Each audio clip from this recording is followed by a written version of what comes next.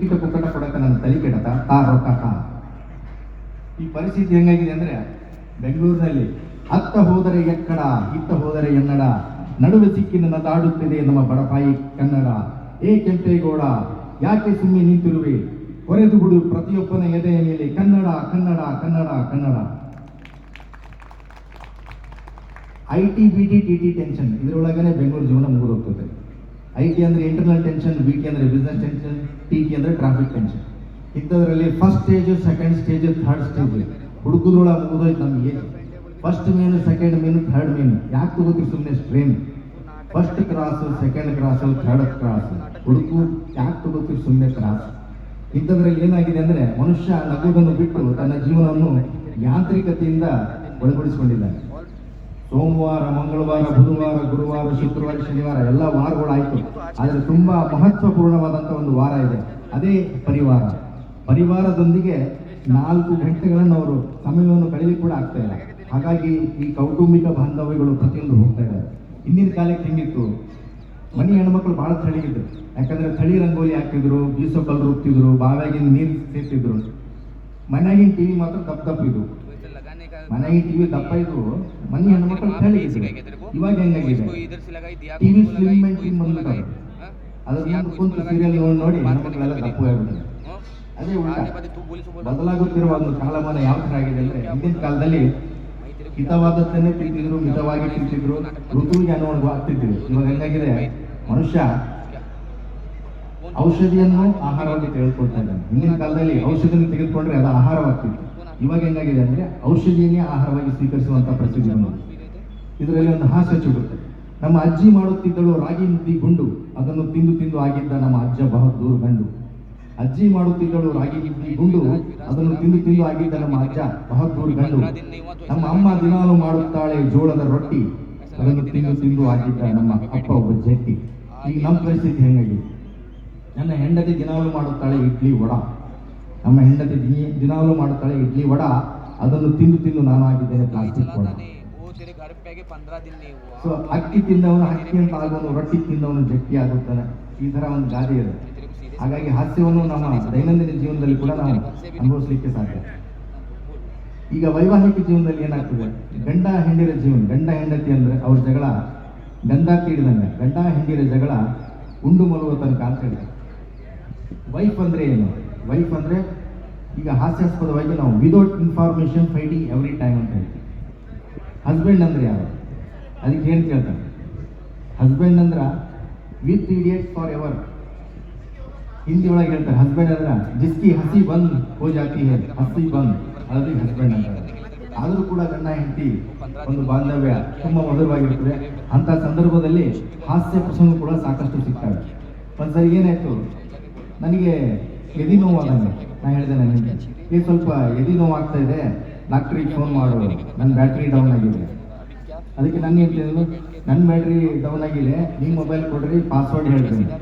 Password ಹೇಳ್ರಿ ಅಂದ್ಕೊಳ್ಳಿ ಬಣ್ಣ ಬಯಲಾಗ್ತದೆ ಅಂತೇಳಿ, ಇಲ್ಲಿ ಬಿಡಿ ಎದೆ ನೋವು ಆರಾಮಾಗಿದೆ, ಗಾಡಿ ಆರಾಮಿದೆ, ಇಲ್ರಿ ಪಾಸ್ವರ್ಡ್ ಹೇಳ್ರಿ ಜಲ್ದಿ ಡಾಕ್ಟ್ರಿಗೆ ಫೋನ್ ಮಾಡಿ, ಹೇಳಿ ಬೇಡ ಆರಾಮಿದೆ. ಸೊ ದಾಂಪತ್ಯ ಜೀವನದಲ್ಲಿ ಕೂಡ ಸಾಕಷ್ಟು ಹಾಸ್ಯ ಪ್ರಸಂಗಗಳು ಇರ್ತವೆ. ಹೆಂಗಿದೆ ನೋಡ್ರಿ, ಈಗ ದಿನಾಲು ಊಟವಾದ ನಂತರ ನನ್ನ ಹೆಂಡತಿಯನ್ನು ನಾನು ಕಾಯುತ್ತಿರುತ್ತೇನೆ ತೋಳಿನಿಂದ ಬಳಸಲು. ದಿನಾಲು ಊಟವಾದ ನಂತರ ನನ್ನ ಹೆಂಡತಿಯನ್ನು ನಾನು ಕಾಯುತ್ತಿರುತ್ತೇನೆ ತೋಳಿನಿಂದ ಬಳಸಲು. ನನ್ನ ಹೆಂಡತಿಯು ನನ್ನನ್ನು ಕಾಯುತ್ತಿರುತ್ತಾಳೆ, ನನ್ನ ಹೆಂಡತಿಯು ನನ್ನನ್ನು ಕಾಯುತ್ತಿರುತ್ತಾಳೆ ನನ್ನಿಂದ ಪಾತ್ರೆ ತೊಳೆಸಲು. ಈ ಥರ ದಾಂಪತ್ಯ ಜೀವನದಲ್ಲಿ ಕೂಡ ಸಾಕಷ್ಟು ಹಾಸ್ಯ ಪ್ರಸಂಗಗಳು ಊಟ ಇರ್ತವೆ. ನನ್ನ ಹೆಂಡತಿ ಒಂದು ಸರಿ ಕೇಳಿದ್ವಿ, ರೀ ನಾ ಸತ್ತರೆ ನೀವೇನು ಮಾಡ್ತೀರಿ? ಅದಕ್ಕೆ ನಾನು ಅಂದೆ, ಫಸ್ಟ್ ನೀನು ಹೇಳು, ನಾ ಸತ್ತರೆ ನೀನೇನು ಮಾಡ್ತೀನಿ? ಅದಕ್ಕೆ ನಾನು ಏನು ಹೇಳಿದೆ, ನೀವು ಸತ್ತರೆ ನಾನು ಈ ಜೀವನ ನನ್ನ ತಂಗಿ ಜೋಡಿ ಕಲಿತೀನಿ. ಅದಕ್ಕೆ ನಾನು ಅದನ್ನೇ ಹೇಳಿದೆ, ನಾನು ಅಷ್ಟೇ, ಈ ಸತ್ತರೆ ಈ ಜೀವನ ನಿನ್ನ ತಂಗಿ ಜೋಡಿ ಕಲಿತೀನಿ. ಸೊ ದಾಂಪತ್ಯ ಜೀವನದಲ್ಲಿ ಈ ಥರ ಹಾಸ್ಯ ಪ್ರಸಂಗಗಳು ಸಾಕಷ್ಟು ಅನುಭವಿಸಲಿಕ್ಕೆ ಸಿಗುತ್ತೆ. ವಯೋವೃದ್ಧ ದಂಪತಿಗಳು 70ರಿಂದ 75 ವರ್ಷ ವಯಸ್ಸಿರಬೇಕು. ಅವರು ಒಂದು ಸಮಾರಂಭದಲ್ಲಿ ಒಬ್ಬರು ಕೈ ಒಬ್ಬರು ಹಿಡ್ಕೊಂಡು ಊಟಕ್ಕೆ ಹೋಗ್ತಾ ಇರ್ತಾರೆ. ನಾನು ಹೇಳಿದೆ ನನ್ನ ಹೆಂಡತಿ, ನೋಡಲ್ಲಿ ಎಷ್ಟು ವಯಸ್ಸಾಗಿದೆ, ಒಬ್ಬರು ಕೈ ಹಿಡ್ಕೊಂಡು ಒಬ್ರು ಹೋಗ್ತಾ ಇದ್ದಾರೆ, ನೋಡಿ ಕಲಿ ಸ್ವಲ್ಪ. ಆದ್ರೆ ಊಟಕ್ಕೆ ಮಾತ್ರ ಅಜ್ಜಿಯವ್ರು ಅಷ್ಟೇ ಹೋದ್ರು, ಅಜ್ಜಿ ಅಲ್ಲಿ ನಮಸ್ಕಾರ ಅಜ್ಜಿಯವ್ರು, ನೀವು ಊಟ ಮಾಡಲ್ಲ ಅಂತ. ಎಲ್ರಿ ನಮ್ಮ ಮನೆಯವ್ರದ್ದಾಗತ್ತಾನೆ ನಾವು ಮಾಡಲ್ಲ. ನಾನು ನೋಡಿ ಕಲಿ. ನೀನು ನನ್ನ ಕೈ ಬಿಟ್ಟರೆ ಸಾಕು, ಪಟ ಎಲ್ಲೇನೋ ಊಟ ಮಾಡಿ ಕೂತಿರ್ತಿದೆ. ನೋಡಲ್ಲ ಗಂಡನ ಆಗತನ ಹೆಂಡತಿ ಊಟ ಮಾಡಲ್ಲ, ನೋಡಿ ಕಲಿ ಸ್ವಲ್ಪ. ನಾವು ಹೋಗಿ ಕೇಳಿದೆ, ಏನ್ರಿ ಅಷ್ಟು ಪತಿವ್ರತೆ ಪಾಲನೆ ಮಾಡ್ತಾ ಇದ್ದೀರಾ? ಅದಕ್ಕೆ ಅಜ್ಜಂದ್ರೆ ಪತಿವ್ರತೆ ಎಲ್ಲ ಏನಿಲ್ಲ, ನಂದು ಒಂದ ಹಳ್ಳಿ ಸೆಂಟರ್ ಲಾಸ್ಟ್ ಪಾಪ ಗಂಡ ಊಟ ಮಾಡಿ ಇದು ಹಂಪಿ ಟೆಂಪಲ್ ಇದ್ದಲ್ಲ, ಸೊ ಈ ತರ ಸೀದಾ ಬರ್ರಿ, ನಾನು ಸ್ಟೇಜ್ ಮೇಲೆ ಕುಂತೀನಿ. ಸಿಗ್ತಾನೆ ಇರ್ತಾರೆ. ಹೆಂಗಾಗಿದೆ ಅಂದ್ರೆ ಮನುಷ್ಯ ನಗೋದನ್ನು ತುಂಬಾ ಕಮ್ಮಿ ಮಾಡಿಬಿಟ್ಟಿದ್ದಾನೆ. ಯಾಕಂದ್ರೆ ಗುರು ಶಿಷ್ಯರ ಒಂದು ಪರಂಪರೆಯಲ್ಲಿ ಗುರು ಶ್ರೇಷ್ಠನೋ ತಾಯಿ ಶ್ರೇಷ್ಠನೋ ಅಂತ ಶಿಷ್ಯರಿಗೆ ಗುರು ಕೇಳ್ತಾರೆ. ಅದಕ್ಕೆ ನಮ್ಮ ಶಿಷ್ಯ ಗುಂಡ್ಯ ಸರ್, ಗುರು ಬ್ರಹ್ಮ ಗುರು ವಿಷ್ಣು ಗುರುದೇವ ಮಹೇಶ್ವರ, ಗುರುಗಳೇ ಶ್ರೇಷ್ಠ, ಯಾಕೆ ಹೇಳಿ ಅಂತ. ಸರ್ ನೋಡಿ ಸರ್, ಈಗ ಒಬ್ಬ ತಾಯಿ ಜೋಗಳ ಹಾಡಿದರೆ ಬರೀ ಒಂದೇ ಒಂದು ಮಗು ಮಕ್ಕೊಂತೈತಿ. ತಾಯಿ ಜೋಗಳ ಹಾಡಿದರೆ ಒಂದೇ ಒಂದು ಮಗು ಮಕ್ಕೊಂತೈತಿ. ನೀವು ಪಾಠ ಮಾಡಿದ್ರೆ ಇಡೀ ಕ್ಲಾಸ್ ರೂಮ್ ಮಕ್ಕೊಂತೈತಿ ಸರ್, ಅದಕ್ಕೆ ನೀವೇ ಶ್ರೇಷ್ಠ. ತಮಸೋಮ ಜ್ಯೋತಿರ್ಗಮಯ, ಇದರ ಅರ್ಥ ಏನು ಹೇಳಲಿ ಗುಂಡ್ಯ? ಗುಂಡ್ಯ ಭಾಳ ತುಂಟ ಅವಂತಂದ. ತಮಸೋಮ ಜ್ಯೋತಿರ್ಗಮಯ ಇದರ ಅರ್ಥ ಏನಂದ್ರೆ ತುಮ್ ಸೋಜಾಮ ಮೈ ಜ್ಯೋತಿಗೆ ಗರ್ಜ್ ಹಾಕಿ ಅಂತ. ಈ ಥರ ಹಾಸ್ಯ ಪ್ರಸಂಗ ಸಾಕಷ್ಟು ಇರ್ತವೆ. ಗುಂಡ್ಯ ಕೇಳ್ತಾನೆ ಮಾಸ್ತರ್, ಗುಂಡ್ಯ ಇದು ಯಾವ ಶಬ್ದ ಓದು? ಸರ್ ಎಲೆಕ್ಟ್ರಿಸಿಟಿ ಅಂತ. ಎಲೆಕ್ಟ್ರಿಸಿಟಿ ಅಂತ ಸಿಂಪಲ್ ಶಬ್ದ, ಎಲೆಕ್ಟ್ರಿಸಿಟಿ ಅಂತ ಕೇಳಿ. ಹಿಂಗಾದ್ರೆ ಹೆಂಗ? ನಿಮ್ಮ ಅಪ್ಪನ ಕರ್ಕೊಂಬ, ಅವರಪ್ಪ ಬರ್ತಾನೆ. ಅಲ್ರಿ ನಿಮ್ಮ ಮಗ ಎಲೆಕ್ಟ್ರಿಸಿಟಿ ಅನ್ನಾಗತ್ತಾನಲ್ಲ, ಹಿಂಗಾದ್ರೆ ಹೆಂಗ? ಅವರಪ್ಪ ಅಂತ ಹೋಗ್ಬಿಡ್ರಿ, ಅವ್ರ ಕೆಪಾಸಿಟಿ ಇರುತ್ತೆ ಅಷ್ಟೇ. ಏನಪ್ಪ ಇದು ಅಪ್ಪ ಕೆಪಾಸಿಟಿ ಅಂತಾನೆ. ಅಜ್ಜ ಸಿಗ್ತಾನೆ, ಅಲ್ರಿ ನಿಮ್ಮ ಮಗ ಕೆಪಾಸಿಟಿ ಅಂತಾನ, ಮೊಮ್ಮಗ ನೋಡಿದ್ರೆ ಎಲೆಕ್ಟ್ರಿಸಿಟಿ ಅಂತಾನ. ಹಿಂಗಾದ್ರೆ ನಮ್ಮ ಶಾಲೆ ಮರ್ಯಾದೆ ಪ್ರಶ್ನೆ ಏನು, ನಮ್ಮ ಊರಿನ ಮರ್ಯಾದೆ ಪ್ರಶ್ನೆ ಏನು? ಅದಕ್ಕೆ ಅಜ್ಜ ಅಂತಾನ, ಊರು ತುಂಬ ಪಬ್ಲಿಸಿಟಿ ಅಂತ ತಿರುಗಾಡಬೇಡ, ನಮ್ಮ ಮನೆ ಮರ್ಯಾದೆ ಕಳಿಬೇಡ. ಸೊ ಈ ರೀತಿಯಾಗಿ ಕನ್ನಡ ಬೆಳೆಸಿ ಕನ್ನಡ ಉಳಿಸಿ ಅಂತಾರೆ. ಹೆಂಗಾಗುತ್ತೆ? ಆಗಲೇ ಹೇಳಿದೆ ಬೆಂಗಳೂರಲ್ಲಿ ಯಾವ ಥರ ಪರಿಸ್ಥಿತಿ ಅಂತ. ಒಂದ್ಸರಿ ಇನ್ಸ್ಪೆಕ್ಟರ್ ಶಾಲೆಗೆ ಇನ್ಸ್ಪೆಕ್ಷನ್ ಮಾಡ್ಲಿಕ್ಕೆ ಬಂದಿರ್ತಾರೆ, ಕನ್ನಡ ಶಾಲೆ. ನೋಡಿದರೆ 100 ಔಟ್ ಆಫ್ 100 ಅಟೆಂಡೆನ್ಸ್. ಖುಷಿ ಆಗ್ತದೆ inspector, very good, 100 out of 100 attendance, ತುಂಬ ಚೆನ್ನಾಗಿದೆ. ಪ್ರಶ್ನೆ ಕೇಳ್ಬೋದಾ? ಆಯ್ತು ಕೇಳ್ರಿ. ನಿನ್ನ ಹೆಸರು ಏನಪ್ಪ? ಸರ್ ನನ್ನ ಹೆಸರು ಮಲ್ಲಪ್ಪ. ನಮ್ಮ ದೇಶದ ಪ್ರಧಾನಮಂತ್ರಿ ಯಾರು? ಸರ್ ನಮ್ಮ ದೇಶದ ಪ್ರಧಾನಮಂತ್ರಿ ಗುಂಡಪ್ಪ ಅಂತ ತಲೆ ತೋರಿಸ್ಕೊಂತ ಹೇಳಿ. ಯಾರೇ ಗುಂಡಪ್ಪ? ಸರ್ ನಮ್ಮಪ್ಪ. ನಿಮ್ಮಪ್ಪ ಪ್ರಧಾನಮಂತ್ರಿ ಎಲ್ಲೇ? ಹೌದು, ನಮ್ಮಪ್ಪ ಎಲ್ಲೇದಂದ್ರೆ ನಮ್ಮವ್ವ ಅಂತಳ ಬೆಂಗಳೂರಿಗೆ ಹೋಗ್ಯಾನ, ಪ್ರಧಾನಮಂತ್ರಿ ಆಗ್ಯಾನ ಅಂತ ಹೇಳ್ತಾನೆ. ಏನ್ರಿ ಮಾಸ್ತರ್ ಇದೇ ಕಳ್ಸಿರ? ಟಿ ಸಿ ಕೊಟ್ಟು ಕಳಿಸ್ತೀವಿ ನೋಡ್ರಿ ನೀನು ಮಲ್ಲಪ್ಪಂದು. ಅದಕ್ಕೆ ಮಲ್ಲಪ್ಪ ಅಂತ ಟಿ ಸಿ ಕೊಡಬೇಡ್ರಿ, 50 ರೂಪಾಯಿ ಇದ್ರೆ ಕೊಡ್ರಿ. ಏನಿದೆ 50 ರೂಪಾಯಿ? ಇಲ್ರಿ ನಾ ಸುಮ್ಮನೆ ಕುರಿ ಕಾಯಕ್ಕೆ ಬಂದಿದ್ಯಾ, ಒಂದು ತಾಸು ಕುಂತ್ರೆ 50 ರೂಪಾಯಿ ಕೊಡ್ತೀನಿ ಅಂತ ಹೇಳಿ ಕರ್ಕೊಂಡು ಕುಂದಿರ್ಸ್ಯಾರಿ ಮಾಸ್ತರ್. ಏನ್ರಿ ಮಾಸ್ತರ, ಒಂದು ತಾಸು ಕುಂತ್ರೆ 50 ರೂಪಾಯಿ ಕೊಡ್ತೀನಿ ಅಂತ ಹೇಳಿ ಕುಂದಿರ್ಸ್ಯಾರ, ಟಿ ಸಿ ಕೊಟ್ಟು ಕಳಿಸ್ತೀನಿ ಅಂತ ಕೂಡ ಅರ್ಧಕ್ಕರ್ಧ ಕ್ಲಾಸ್ ರೂಮ್ ಸರ್ ನಮ್ದು 50 ರೂಪಾಯಿ ಕೊಡ್ರಿ. ಅಂದರೆ ಕನ್ನಡ ಶಾಲೆಯ ಪರಿಸ್ಥಿತಿಯ ಒಂದು ಯಾವ ಥರ ಒಂದು ವಿವರಣೆ. ಸೊ ಮಾಸ್ತರ್ ಇನ್ಸ್ಪೆಕ್ಟರ್ ಸಿಟ್ ಬಂದ್ಬಿಡುತ್ತೆ. ಅವ್ರಂತಾರೆ, ನಾನು ಇದನ್ನು ಕಂಪ್ಲೇಂಟ್ ಮಾಡ್ತೀನಿ. ಅದಕ್ಕೆ ಅವರು ಲೆಕ್ಚರ್ ಅಂತಾರೆ, ಸರ್ ದಯವಿಟ್ಟು ಕ್ಷಮಿಸಬೇಕು, ನಾನು ಟೀಚರ್ ಅಲ್ಲ, ನಮ್ಮ ಅಣ್ಣ ಇರೋದು ಅತಿಗೆ ಜೊತೆಗೆ ಬಳ್ಳಾರಿಗೆ ಹೋಗಿದ್ದಾರೆ, ನೀವು ಬಂದ್ರೆ ಮಾತಾಡ್ಸಂತ ನನಗೆ ಕಳಿಸಿದ್ದಾರೆ. ಏನ್ರಿ ಇದು ಈ ಥರ ಆದರೆ ಕನ್ನಡ ಹೆಂಗೆ ಬೆಳಿಬೇಕು? ಎಲ್ಲಿದ್ದಾರೆ ನೀವು ಪ್ರಿನ್ಸಿಪಾಲ್ ಹತ್ರ ಹೋಗ್ತಾರೆ. ಅಲ್ರಿ ಏನಿದು ಹುಲಿಗಾರನ್ ತಂದು ನೀವು ಪಾಠಶಾಲೆಯಲ್ಲಿ ಕೂಡಿಸಿದ್ರಿ ವಿದ್ಯಾರ್ಥಿ ಜಾಗದಲ್ಲಿ, ಈ ಅಣ್ಣನ ಬರಲಿ ತಮ್ಮ ಬಂದು ಪಾಠ ಹೇಳ್ತಾ ಇದ್ದಾನೆ, ಹಿಂಗಾದ್ರೆ ಹೆಂಗ? ಸರ್ ಇದು ತೊಗೊಂಡ್ಬಿಡ್ರಿ ಸರ್ 20. ಏನಿದು? ಅಲ್ಲ ಆ್ಯಕ್ಚುಲಿ ನಾನು ಅಲ್ರಿ ಪ್ರಿನ್ಸಿಪಾಲ್, ನಮ್ಮ ಮಾವ ಇರೋದು, ಅವ್ರು ಯಾವುದೋ ಕೆಲಸಕ್ಕೆ ಜಾತ್ರೆಗೆ ಹೋಗ್ಯಾರ, ಕೊಟ್ಟರು ಜಾತ್ರೆಗೆ ಹೋಗ್ಯಾರ, ನೀವು ಬಂದ್ರೆ ಇದು ವಾಪಸ್ ಅಂತ ಹೇಳ್ಯಾರ.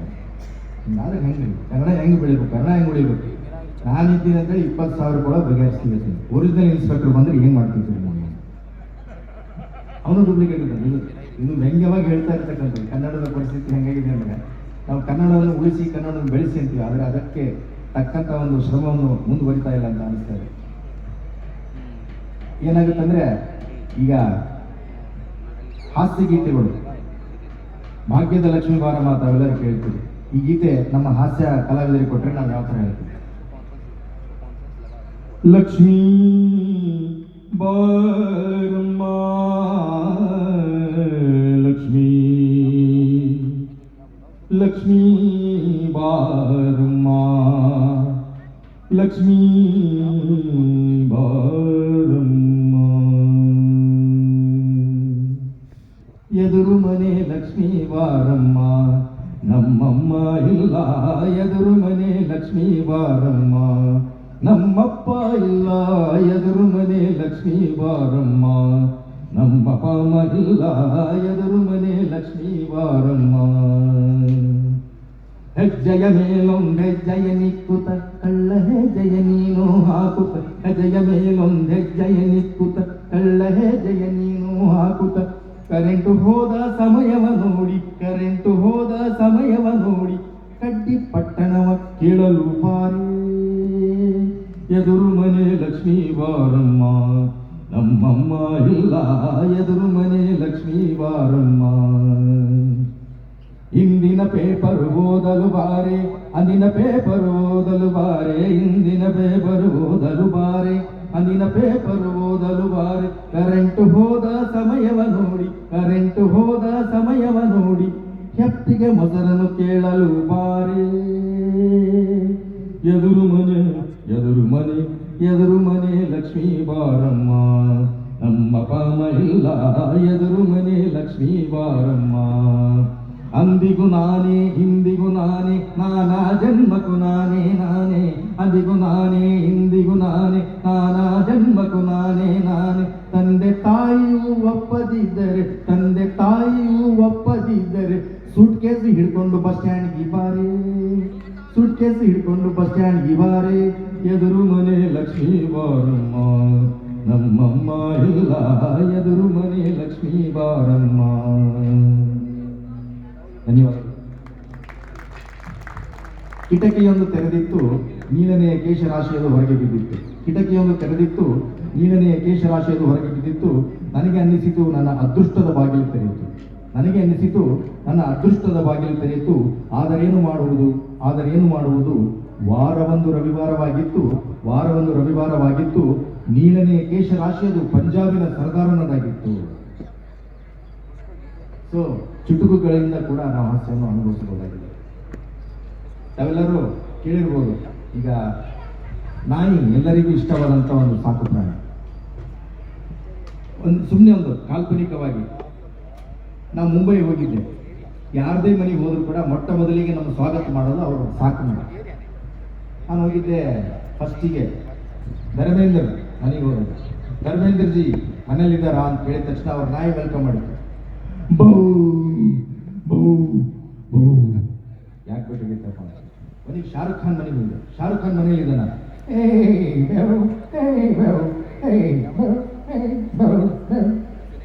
ಗಾಬರಿ ಆಗ್ಬಿಟ್ಟು ಯಾಕೆ ಬೇಕಾಗಿತ್ತಪ್ಪ? ಕೇಷ್ಟು ಮುಖರ್ಜಿ ಇದ್ದಾರ, ಕಾಮಿಡಿಯನ್ ಮಾಡಿ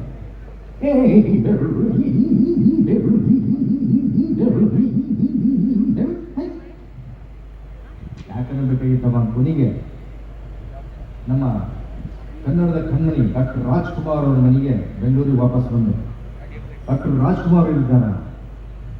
ಅವ್ರ ನಾಯಿಯಲ್ಲಿ ಕೂಡ ಎಂಥ ನಾಯಿ ಏನೈತೆ, ಬೌವಪ್ಪ ಬೌ ಬೌ ಬೌ ಬೌವಪ್ಪ ಬೌವೇ ಬೌ ಬೌ. ಇನ್ನೇ ಕಾಲ್ಪನಿಕವಾಗಿ ಹೇಳಿದ್ದು. ಇಂದಿನ ಒಂದು ಯಾಂತ್ರಿಕ ಜಗತ್ತಿನಲ್ಲಿ ನಾವು ನಗುವುದನ್ನೇ ಮರೆತುಬಿಟ್ಟಿದ್ದೀವಿ. ಹಾಗಾಗಿ ನಮ್ಮ ಆರೋಗ್ಯ ಮತ್ತು ಆಯುಷ್ಯನ್ನು ಕಳೆದುಕೊಳ್ತಾ ಇದ್ದೀವಿ. ಮೌನ ನಿಮ್ಮ ಮನಸ್ಸನ್ನು ಶುದ್ಧ ಮಾಡುತ್ತದೆ, ಸ್ನಾನ ನಿಮ್ಮ ದೇಹವನ್ನು ಶುದ್ಧಿ ಮಾಡುತ್ತದೆ, ಕ್ಷಮೆ ನಿಮ್ಮ ಸಂಬಂಧಗಳನ್ನು ಶುದ್ಧಿ ಮಾಡುತ್ತದೆ, ದಾನ ನಿಮ್ಮ ಆರ್ಥಿಕ ಪರಿಸ್ಥಿತಿಯನ್ನು ಶುದ್ಧಿ ಮಾಡುತ್ತದೆ. ಆದರೆ ನಗು ನಿಮ್ಮ ಆಯುಷ್ಯನ್ನು ವೃದ್ಧಿ ಮಾಡುತ್ತದೆ. ಹಾಗಾಗಿ ನಗುವುದು ಭೋಗ, ನಗಿಸುವುದು ಯೋಗ, ನಗದೇ ಇರುವುದು ರೋಗ. ನನ್ನ ಕಾರ್ಯಕ್ರಮದ ಕೊನೆಯದಲ್ಲಿ ಒಂದು ನಾಣ್ಣುಡಿಯನ್ನು ಹೇಳಿ ನನ್ನ ಹಾಸ್ಯ ಕಾರ್ಯಕ್ರಮಕ್ಕೆ ವಿರಾಮವನ್ನು ಕೊಡುತ್ತೇನೆ. ಒಂದು ICUನಲ್ಲಿ ಬರೆದಿರ್ತಾರೆ, ಒಬ್ಬ ಪೇಷಂಟಿಗೆ ಈಗ ಹಾರ್ಟ್ ಓಪನ್ ಮಾಡಬೇಕು, ಓಪನ್ ಹಾರ್ಟ್ ಸರ್ಜರಿ ಮಾಡಬೇಕು. ಅವನ್ನ ICUನಲ್ಲಿ ಕರ್ಕೊಂಡು ಹೋಗ್ತಾರೆ. ICUವಿನ ಒಂದು 4 ಗೋಡೆಗಳ ಮೇಲೆ ಒಂದು ಬರೆದಿರ್ತಕ್ಕಂಥ ನಾಣ್ಣುಡಿ ಯಾವ ಥರ ಇದೆ ನೋಡಿ. ಜೀವನದ 4 ಮಧುರ ಕ್ಷಣಗಳನ್ನು 4 ಗೆಳೆಯರೊಂದಿಗೆ ನೀನು ಹೃದಯ ಬಿಚ್ಚಿ ನಕ್ಕಿದ್ದೇ ಆದಲ್ಲಿ, ಜೀವನದ 4 ಮಧುರ ಕ್ಷಣಗಳನ್ನು 4 ಗೆಳೆಯರೊಂದಿಗೆ ನೀನು ಹೃದಯ ಬಿಚ್ಚಿ ನಕ್ಕಿದ್ದೇ ಆದಲ್ಲಿ, ಈ ರೀತಿ 4 ಗೋಡೆಗಳ ಮಧ್ಯದಲ್ಲಿ ನಿನ್ನ ಹೃದಯವನ್ನು ಬಿಚ್ಚುವ ಪರಿಸ್ಥಿತಿ ಬರ್ತಿರಲಿಲ್ಲ ಅಂತ. ಹಾಗಾಗಿ ಕೇವಲ ಮೊಬೈಲ್ ಯುಗ ಮಾಡ್ಕೊಂಡ್ಬಿಟ್ಟಿದ್ವಿ, ದೈಹಿಕ ಶ್ರಮ ಕಮ್ಮಿ ಮಾಡಿದ್ದೀವಿ, ಕೇವಲ ನಮ್ಮ ಜೀವನವನ್ನು ಯಾಂತ್ರಿಕತೆಯಿಂದ ಮುಂದುವರಿಸ್ತಾ ಇದ್ದೀವಿ. ಹಾಗಾಗಿ ಗೆಳೆಯರೊಂದಿಗೆ ಸಾಕಷ್ಟು ಬೆಳಿಬೇಕು. ಸೂರ್ಯ ಚಂದ್ರ ಕೊಟ್ಟಿರ್ತಕ್ಕಂಥ ನ್ಯಾಚುರಲ್ ಔಷಧಿಗಳು ಇವು. ನೆಲದ ಮೇಲೆ ಪ್ರಕೃತಿಯೊಂದಿಗೆ ನಾವು ಗೂಡಬೇಕು ಅಂತ ಹೇಳ್ತಾ, ನಗರಿ ನಗ್ತಾ ಇರ್ರಿ, ಜೀವನದಲ್ಲಿ ಯಾವಾಗಲೂ ಸಂತೋಷವಾಗಿರಲಿ ಅಂತ ಹೇಳ್ತಾ ಈ ಒಂದು ಅವಕಾಶ ಮಾಡಿಕೊಟ್ಟಿರುವ ಕನ್ನಡ ಮತ್ತು ಕಲಾ ಸಂಸ್ಕೃತಿ ಹಾಗೂ ಜಿಲ್ಲಾಡಳಿತ ವಿಜಯನಗರಕ್ಕೆ ಹೃತ್ಪೂರ್ವಕವಾದ ಧನ್ಯವಾದಗಳು. ಡಾಕ್ಟರ್ ರಾಘವೇಂದ್ರ ಕಟ್ಟಿಯ ನಮಸ್ಕಾರಗಳು. ನಮಸ್ಕಾರ.